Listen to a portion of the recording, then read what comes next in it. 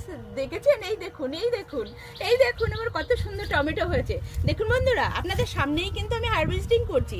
এই দেখুন এত সুন্দর কালার হয়েছে, দেখুন লাল লাল একদম, দেখতে কি মজা লাগছে, ফুলের মতো লাগছে একদম বন্ধুরা দেখুন। আর একদম অর্গানিক ভাবে আমি টমেটোগুলো করেছি বন্ধুরা। এই দেখুন প্রচুর টমেটো, আমার প্রচুর টমেটো। কি আনন্দ লাগছে, আর এই আনন্দের ভাগ সত্যি কাউকে দেওয়া যাবে না মনে হচ্ছে, এত ভালো লাগছে।